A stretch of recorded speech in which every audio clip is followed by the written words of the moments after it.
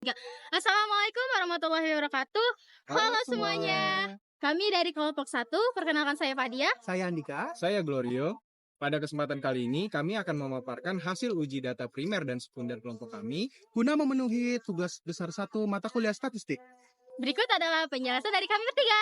Data primer. Langkah uji yang pertama ialah uji normalitas, namun sebelum kita melakukan uji di SPSS, kita perlu memasukkan data yang kita uji ke dalam SPSS dari data yang ada di Excel. Langkah pertama yang kita lakukan adalah klik File, lalu klik Import Data, lalu kita klik Excel, lalu kita cari file yang ingin kita masukkan atau kita uji ke dalam SPSS. Lalu kita klik Open, lalu kita samakan data yang ingin kita impor sudah sesuai atau belum, lalu kita klik OK. Maka data yang terimpor akan muncul pada tampilan data view sesuai dengan data yang kita perlukan untuk melakukan uji ini. Lalu kita cek di variable view. Untuk yang suku etnis, labelnya kita hapus semua. Lalu kita perlu untuk memasukkan variabel X dan juga variabel Y. Jadi data primer yaitu statis, autonom sebagai X1, rutin sebagai X2, WFO, WFH itu X3, keterampilan X4, produktivitas X5, kualifikasi X6, ketidakhadiran itu X7. Lalu, jika data dirasa sudah sesuai, langkah selanjutnya yang akan kita lakukan ialah melakukan uji normalitas data. Lalu kita masuk ke data tab view. Langkah pertama yang harus kita lakukan untuk menguji normalitas atau uji normalitas ialah kita klik Analyze, kita klik Regression, lalu kita klik Linear. Untuk variabel dependent itu kita masukkan Y atau statis di sini sebagai Y. Dan juga untuk variabel independent yakni X1 sampai X7 kita masukkan ke variabel independent. Kita klik Save, kita centang pada Unstandardized, kita klik Continue, dan klik OK. Setelah hasil uji ini, akan muncul variabel baru, yakni res1. Dan res1 ini akan nantinya kita uji terhadap variabel X. Lalu kita klik Analyze, kita klik Non-Parametric Test, lalu kita klik Legacy Dialog, lalu kita klik One Sample KS. Lalu kita masukkan variabel unstandardized ke dalam test variable list, lalu kita klik OK. Nanti akan keluar hasil simple colomograph. Jadi, kita lihat pada bagian assign seek to tell. Jika hasil seek-nya itu kurang dari 0,05, maka dapat dikatakan bahwa data kita itu tidak normal. Namun, jika data atau hasil assumption tail-nya itu lebih daripada 0,05, maka dapat dikatakan data kita itu normal. Namun, terjadi pada data primer ini tidak memenuhi, yakni tidak normal. Lalu, langkah yang akan kita lakukan, kita akan menguji data X1, X2, sampai X7, dan juga Y, akan kita LN-kan dengan cara klik transform, compute variable, lalu kita pada target variable, klik ln, y. Lalu pada function group, kita klik all, dan pada function and special variable, kita cari ln. Lalu kita klik 2 kali, lalu kita masukkan y statis ke dalam numeric expression, lalu klik OK. Nanti di hasil output akan kelihatan kalau misalkan datanya itu sedang bekerja. Dan di data view sudah keluar hasil data LNY. Kita lakukan untuk variabel independen juga. Untuk kita compute variabel, untuk LNY-nya kita ganti jadi ln x1. Untuk numeric expression kita hapus ln dan terus kita masukkan x1 atau autonom ke dalam numeric expression. Lalu kita klik OK. Nanti akan terlihat tampilan jika data itu sudah bekerja dan hasilnya itu akan muncul di data view, yakni ln x1.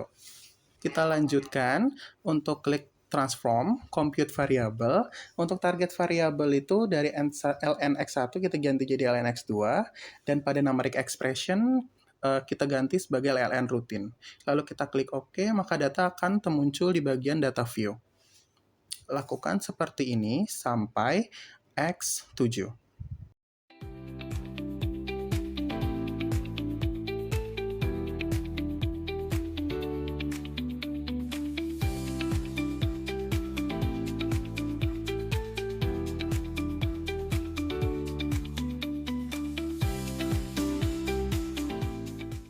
Hasil data yang telah kita LN-kan dari LNX1 sampai X7 dan juga LNY akan terlihat pada data view.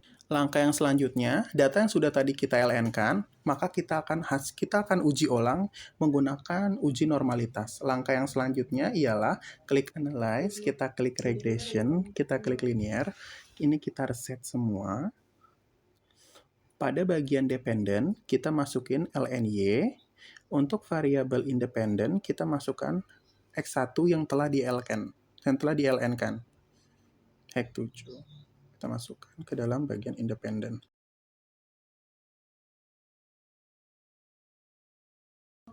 Kita klik save dan klik unstandardize, klik continue, dan klik OK. Maka hasil akan terlihat pada output. Lalu kita minimize dulu. Nanti akan muncul variabel baru yakni res2 atau unstandardized res2. Lalu kita klik analyze, kita klik non-parametric test, kita ketik legacy dialog dan one sample key S. Unstandardized residual res1-nya itu dikeluarin dulu, lalu kita masukkan unstandardized residual res2 yang telah kita LN-kan tadi ke test variable list, lalu kita klik OK. Kita akan melihat tampilan untuk uji normalitas pada table asimsik, pada table one simple homograph. Kita lihat pada bagian assign seek to tell, namun hasil yang didapat itu masih di bawah 0,05. Yang mana dari hasil tersebut dapat dikatakan bahwa untuk data primer setelah dilakukan uji normalitas, data tersebut tetap tidak normal. Untuk melakukan uji yang kedua, yakni uji heteroskedastisitas, transform, lalu kita klik compute variable. Pada bagian target variable, kita isi ABS-res2. Lalu pada bagian function group, kita klik arithmetic. Dan pada bagian function and special variable, kita klik ABS 2 kali. Lalu kita masukkan unstandardized res2 ke dalam numeric expression. Lalu kita klik OK. Lalu kita minimize, nanti akan muncul variabel baru yakni ABS res2 pada bagian data view. Setelah muncul variabel baru yakni ABS res2, maka variabel ABS res2 itu yang akan kita uji dan akan kita jadikan sebagai Y guna untuk menguji kesinambungan antara variabel dependent dan juga independent. Langkah selanjutnya yang kita lakukan ialah klik analyze, klik regression, lalu kita klik linear, lalu pada bagian dependent kita ganti atau kita keluarkan, lalu kita masukkan variabel ABS res2, dan untuk bagian variabel independent kita masukkan variabel independennya LNX1 sampai dengan LNX7. Pada bagian save, kita matikan unstandardized, lalu kita klik continue dan kita klik OK. Kita akan melihat pada tabel koefisien, yang mana jika hasilnya itu memenuhi, maka dapat dikatakan kalau misalkan data tersebut tidak terjadi gejala heteroskedastisitas. Untuk data primer kita, hasil X1 yang telah di LN itu 0,065, untuk X2-nya 0,287, untuk X3-nya itu 0,491, untuk X4-nya itu 0,229, untuk LNX5-nya itu 0,822, untuk LNX6-nya itu 0,685, untuk LNX7-nya itu 0,775. Yang mana dapat kita simpulkan dari data tersebut bahwa data tersebut dikatakan normal karena hasil yang telah dikeluarkan atau hasil yang kita lihat di bagian SIG ini telah lebih daripada syarat yang ditentukan, yakni syarat yang ditentukan itu lebih dari 0,05. maka dapat dikatakan data tersebut normal dan tidak terjadi gejala heteroskedastisitas. Masuk pada pengujian ketiga yaitu uji multikolinearitas. Nah, langkah pertama yang harus kita lakukan yaitu kita klik Analyze, lalu klik Regression, lalu klik Linear. Lalu pada variabel dependent kita masukkan variabel lny, dan pada variabel independent kita masukkan variabel lnx1 sampai dengan lnx7. Setelah itu kita klik statistik, lalu kita matikan checklist pada estimates dan model fit, lalu kita checklist pada collinearity diagnostics. Setelah itu kita continue, lalu kita klik OK. Nah, untuk melihat hasil uji multikolinearitas, kita dapat berfokus pada table coefficients. Nah, sebelum kita mulai menganalisis hasil data pada table coefficient tersebut, kita perlu mengetahui terlebih dahulu kriteria pengujian uji multikolinearitas ini, yaitu jika nilai tolerance lebih dari 0,100 dan nilai VIF kurang dari 10,00, maka berkesimpulan yaitu tidak terjadi gejala multikolinearitas. Namun, jika nilai tolerance kurang dari 0,100 dan nilai VIF lebih dari 10,00, maka berkesimpulan terjadi gejala multikolinearitas.